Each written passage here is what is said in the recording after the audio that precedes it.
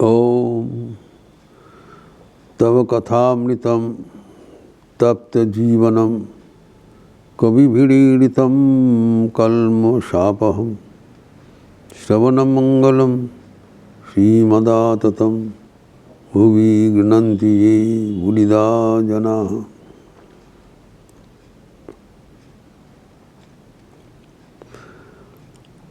भगवान ऋषभदेव का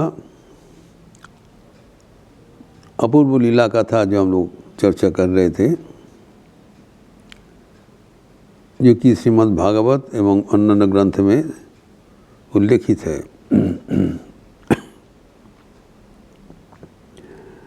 भगवान ऋषभदेव राजकार्य कैसे परिचालना करना चाहिए स्वयं करके दिखाया एवं अपने जो पुत्र है पुत्रों का माध्यम से ये हमारे भारतवर्ष के विभिन्न प्रकार से विभिन्न ये खंड से पुत्रों को एक एक जगह में दे दिया पर परिचालना करने के लिए, एवं सब प्रजाओं के भीतर शांति समृद्धि एवं आनंद फैल गए। इसके उपरांत भगवान ऋषभदेव त्याग सिखाया और परमहंस आश्रम की सिखाया। परमहंस धर्म ये उन्हीं का देन है, हिज कंट्रीब्यूशन। त्याग अभी वो संसार छोड़ के वो इनको सौंप के चले गए। उनके पुत्रगण शासन काल कर रहे थे। तो मैंने बताया भारत का नाम के अनुसार ही भारतवर्ष हुआ।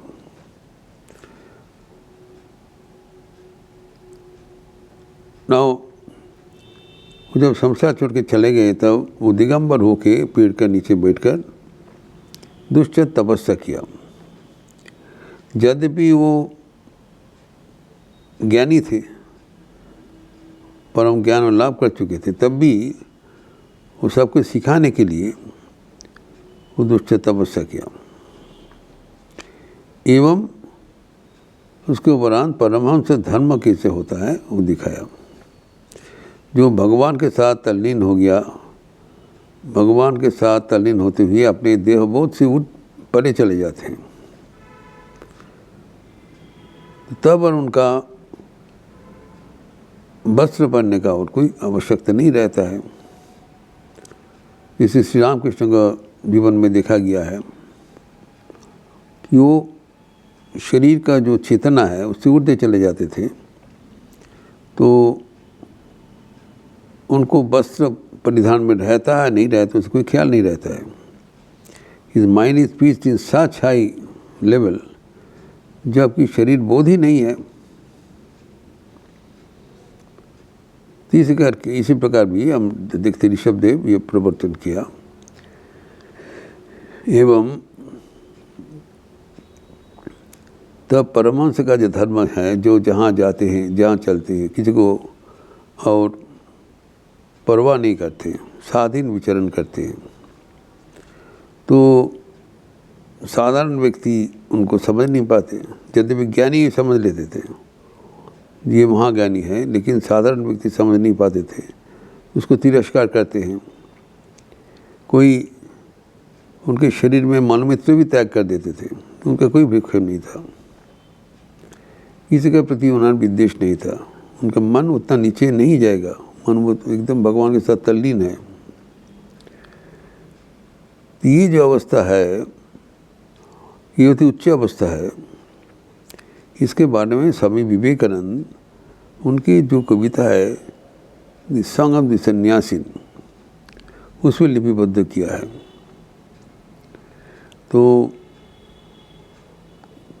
ये जो संगीत है स्वामी विवेकानंद अति उच्च अवस्था में उन्नीत होकर ये संगीत लिखा था। जब वो थाउजेंड आइलैंड पार्क में गए थे अमेरिका में, तब वहाँ पर एक वनांचल में जाके उनका समाधि हो गया। समाधि अवस्था में ही उनको इंस्पिरेशन मिला और ये लिखा है। तो वहाँ पर है जो स्वामी जी कहते हैं कि हमारे जो असल स्वरूप हम ईश्वर से युक्त हैं, और ये जो भेदभाव बनना ये सब अनेक नीचे का संपर्क है। से peace to all, from me no danger be to other lives. सबके साथ शांति स्थापना करो, मैत्री स्थापना करो, सभी तुम्हारे लिए एक रूप प्रेरणादायक है।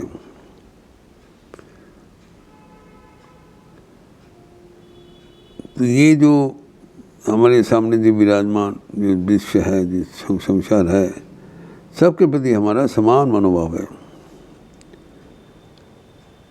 From me no danger be to other lives, in those that dwell on high, in those that lowly creep, I am the self in all. ये बात है, जो अति उच्च अवस्था में है, यदि जो अत्यंत निम्न अवस्था में, मैं तो आत्मा सबके भीतर ही एक ही आत्मा है। आत्मा तो दो नहीं होता है, एकम एवं अद्वितीयम। तो एक ही आत्मा का जो प्रतिफलन, प्रतिच्छवि, रिफ्लेक्शन विभिन्न आधार पर विभिन्न रूप से हो रहा है। कहीं पर उज्ज्वल है, कहीं पर मलिन है, लेकिन एक ही आत्मा है। जब वो इस चिंतन से करे तब उसमें हमारा कोई ना कोई तनाव रहेगा, अन्य की खेद रहेगा। भगवान अपना कर्म करा रहे, तो हमारा साथ हमारे भीतर से किसी को हमारा अभिशाप ना हो। सबके प्रति शांति मैत्री के वाणी उससे प्रचारित होगा। ये है जो इस उच्च अवस्था का एक आपको निदर्शन। इतने गाली गलौज करते हुए भी उनका बिल्कुल मात्र कोई तकलीफ नहीं है। वो एकदम भगवान के चिंतन से तल्लीन है, बाहर से जो कुछ करना कर रहे हैं। यह है जो परमहंस का अवस्था। एवं वही जो उनका आचरण भी, ये सबको वो समझ में नहीं आएगा, क्योंकि ये दुनिया और उसके लिए कोई प्रयोजन नहीं है। उनका रहना ही भगवान की इच्छा से एक ब्लेसिंग जैसा है। ये हमारे बहुत सुअवसर है। कोई जो इतना उच्च कोटि जो साधक हमारे बीच में है, तो वो दिखाया अपने जीवन में करके कि वो सबके प्रति, किसी के प्रति उनका देश भाव नहीं है। जो उनको हिंसा कर रहे हैं, उनको मार रहा है, पीट रहा है, उसके प्रति क्यों? इन those that low deal and, जो उच्च आधार है, जो निम्न आधार है, आई am the self in all, सबके भीतर मैं ही उपस्थित हूँ।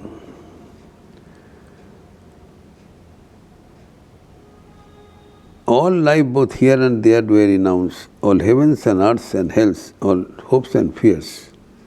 Thus cut thy bonds सन्यासी बोल से हम तत्सत हूँ। हमारे अब जीवन में और कुछ ना प्राप्ति है, ना स्वर्गवास है, न इधर है उधर है, सबके भीतर ही मैं ही विराजमान हूँ। तो तब इस अवस्था में अगर चले तब हमारा और कोई कष्ट, कोई भी दुख, कोई अवसर ही नहीं रहेगा, सदा आनंद में भरपूर। कारण कि वो जीवन मुक्त पुरुष है। लेकिन उसका जो जीवन मुक्त पुरुष होते हुए भी जब उनका जो अब देखते हैं समाज से उनको बहुत वो उनके प्रति एक रूप अत्याचार हो रहा है, तब वो अवधूत अवस्था प्राप्त बदल के अजगर वृत्ति प्राप्त कर लिया, धारण किया। उनका जो रहना है, इस आपको जो जीवन मुक्त पुरुष है या अवधूत है, उनको दुनिया में रहना ही एक परम एक आशीर्वाद है।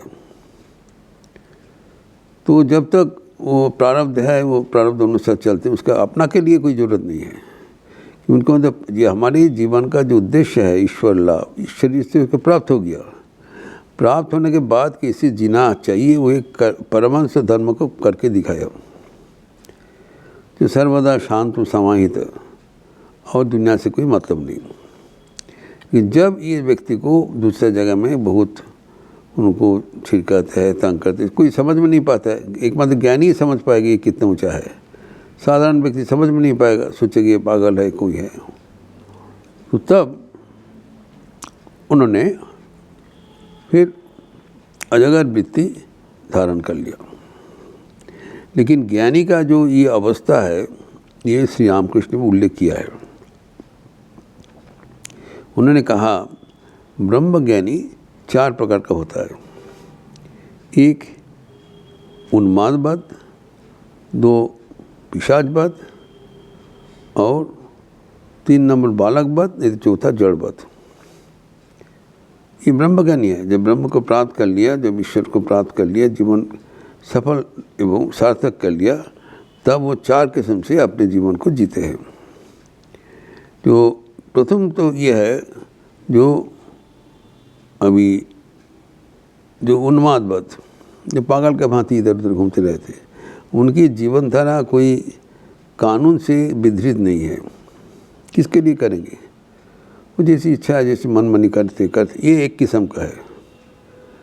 जो फिर उन्मादवत जैसे हुआ, जो पागल का भांति, और नहीं तो वो जड़वत भी हो जाता है। जड़ जैसे मैं बोल रहा था, जगत प्रीति पालन करी। नहीं तो वो बालकवत भी होगा, एक बच्चा बालक जैसे सरल सहज स्वाभाविक रूप से जैसे ठाकुर का जीवन था।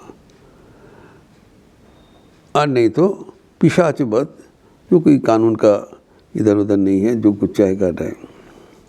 तो ऋषभदेव भी ये 4 प्रकार का अवस्था में पालन किया, जो कभी कभी पिशाच के जैसे व्यवहार कर रहे हैं, और लेकिन सर्वदा वो आनंद में भरपूर है। कभी भी पागल के जैसे बंदोबस्त कर बिहेव करते हैं, और कभी को जड़ जैसे कि जब वो ये साधारण वृत्ति छोड़कर अजगर वृत्ति पालन कर लिया, मतलब निश्चेष्ट होकर रहना। अजगर अपना शिकार भी पाने के लिए वो कुछ कार्य नहीं करते, वो भगवान की कृपा से जो कि उनका नज़दीक में आ जाए उसको ग्रहण करते, तो नहीं ग्रहण करते। इतना निर्भरता उनको हो गया। इसीलिए जो इनका जो रहना है, कभी जड़वत रहेगा, एकदम स्थिर हो गया, कभी उन्मादवत पागल के भांति बातचीत कर रहे हैं, और कभी वो बालकवत, ठाकुर कहते थे परमहंसगण बालक को अपने नज़दीक में रखते थे, क्योंकि बालक के भीतर ही 5 वर्षीय बालक, उनका जो जीवन शैली वो आधारित है। ठाकुर भी बालक के जैसे रहा करते थे। तो बालक के जैसे 5 साल का बालक है, सरल सहज स्वाभाविक एवं गुणातीत। गुणातीत अवस्था होता है, कोई गुण का वश नहीं है। तो इसी जो उच्च अवस्था है, परमहंस का जो उच्च अवस्था है, वो ऋषभदेव अपने जीवन में करके दिखाया। इसीलिए उनका जीवन बहुत ध्यान से हमें देखना चाहिए, क्योंकि ठाकुर के जीवन में भी ऐसी परमहंस का बात आया है। एवं हम लोग कहते हैं रामकृष्ण परमहंस, परमहंस क्या होता है, कैसे जीवन जीता है, ये ऋषभदेव के जीवन में करके दिखाया। इस प्रसंग बाउल भी आगे बढ़ाते हुए हम लोग अगले दिन चर्चा करेंगे। ओम शांति शांति शांति। हरि ओम तत्सत। श्री रामकृष्णार्पणमस्तु। आज जो विशेष दिन है, आज क्रिसमस डे है। आप सबको क्रिसमस ग्रीटिंग्स, बधाई। और ईसा मसीह का स्मरण का दिन है। एवं आज एक लखनऊ आश्रम में विशेष उत्सव भी है, अनुष्ठान भी है कि परम पूज्य श्रीमद स्वामी श्रीधरानंद जी का देहांत के उपरांत कल उनके लिए साधु सेवा एवं भक्त सेवा हुआ था। आज उनके स्मृतिचारण शाम को होगी। संतर्थ के उपरांत उनका जो साथ जो व्यक्ति रहे थे, इसी गिने चुने कुछ साधु एवं भक्तगण मिलकर उनका स्मृति चरण करेंगे। रामकृष्ण मठ का ऑडिटोरियम में ही होगा, संतर्थ के उपरांत 7 बजे से।